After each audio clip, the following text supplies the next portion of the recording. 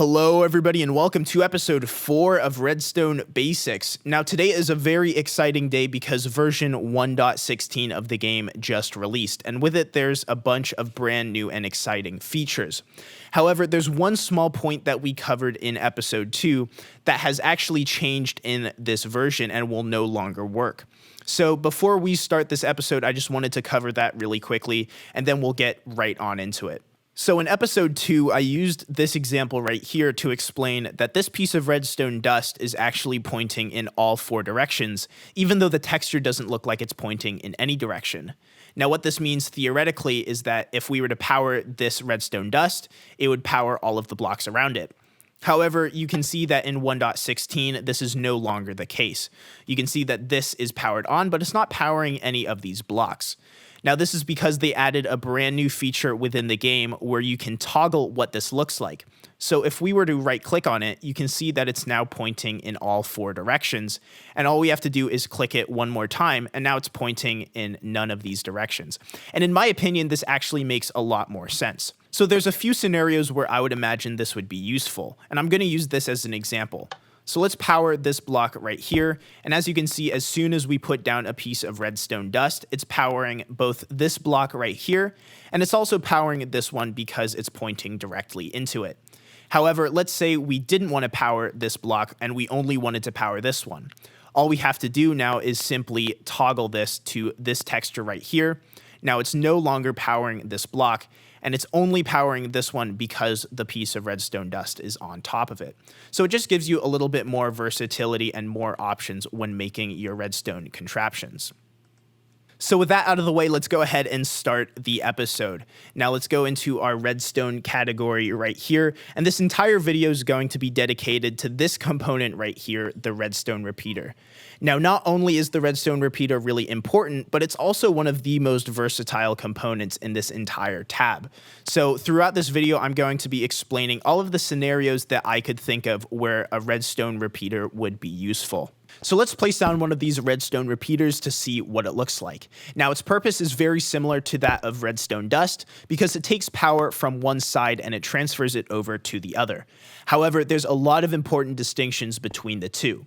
The first one being the repeater is directional, so it will only take an input from this exact block right here, and it will only give an output to this block right here, so it will only go in this direction. And there's an arrow on the texture to make this a little bit more clear. So let's say we were to power it from this side, you can see that the current will go through and it will work. However, if we were to try doing it from this side, you can see that the current is going in the wrong direction and won't let anything pass through because it's going in the opposite direction of this arrow. And the important thing to understand is that the repeater only cares about the block directly behind it. So no matter what we do on the side, even if we were to do something like this, you can see that it has absolutely no effect on the repeater. The only way to switch it on is to power it directly from behind. Just as a side note before I move on, the input and output of a redstone repeater doesn't have to be dust. It can also be powering blocks as well. So if we were to power this one right here, you can see this is still going directly into the redstone repeater and powering this block over here. However, this does not work for this block down here. If we were to power this one, this is not technically going straight into the redstone repeater, so it will not work. Another important thing to note is that the redstone repeater does not power the block that it's on, unlike the dust. So if we were to switch this right here, you can see all 5 of these green blocks are powered except for the one in the middle with the repeater on top of it. Now the opposite thing holds true as well. If we were to power this block that the repeater's on, it would have absolutely no effect on the repeater, as you can see. So let's take a look at this example right here. If we were to flip the lever on the left, you can see that both of the lamps turn on. However, if we were to flip the lever on the right, you can see only one of them turn on, and this is because the flow of current is in the opposite direction that the repeater will allow. This is a very simple example, but hopefully it illustrates the different uses for this feature. The directionality of the repeater also allows us to compact our redstone contraptions by quite a bit. So let's say in this example, we wanted the lever on the left to only affect the block on the left, and we wanted the lever on the right to only affect the block on the right. Now, with just redstone dust, this would work perfectly fine for one side. As you can see, we just make a simple straight line. However, as soon as we make another line of dust on the other side, it causes a bunch of problems. So not only is the lever affecting both sides of the redstone, but it's not even pointing in the right direction to power the blocks in the first place. Now, the solution before was to simply just space this out so the lines of redstone dust were not touching and they would be independent. However, with redstone repeater, all we have to do is simply put it in a pattern like this, so none of the redstone dust is touching. And as you can see, the one on the left only affects the block on the left, and the one on the right only affects the block on the right. All right, so moving on. As we explained in episode 2, if we were to power this super long line of redstone dust, you can see that it gets dimmer and dimmer up until this point right here, where once it surpasses 15 blocks away, it can no longer hold any power, as you can see. However, let's say we wanted to switch on this output block from all the way over there. How would we do that? Now, this is where the redstone repeater comes in handy, because what it can do is it can take any signal strength of input, regardless of how weak it is, and it can output the strongest possible signal strength of 15, as you can see. Now, what this means is that we can repeat this current for another 15 blocks, and it will still work. Now, you can do this as many times as you want as long as you have repeaters to make pretty much, as far as I'm concerned, an infinitely long line of redstone dust just using repeaters. Another use for the redstone repeater is to create delay in our signal. Now, as soon as we place it down, it already has the smallest amount of delay, as you can see. However, if we wanted a little bit more, all we have to do is simply click on the redstone repeater, and you can see we can toggle through all of the different delay options that we have. And the further apart these are, that means the longer the delay will be. So for example, this is the shortest delay. If we right-click it once, it'll be just a little bit longer. If we right click it again, you can see it's even more delay. And finally, this is the longest delay that we can get with a single repeater.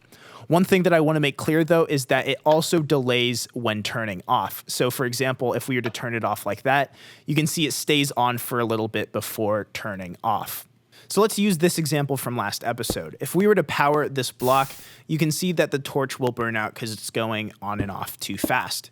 If we wanted to prevent this from happening, however, all we have to do is simply put a redstone repeater right here, give it a bit of delay, and now the redstone torch will not burn out because it's not going too fast.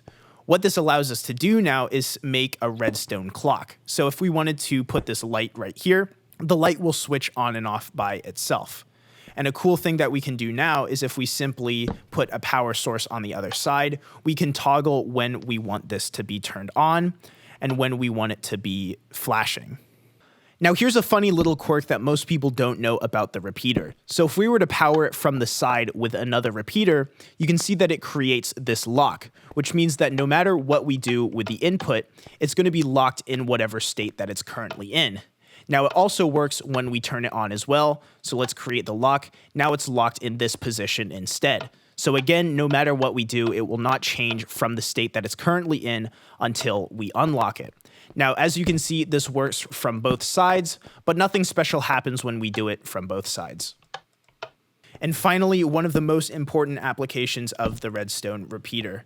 Now, in episode 2, I used this example to illustrate how blocks that are powered with redstone dust cannot then power redstone dust by itself.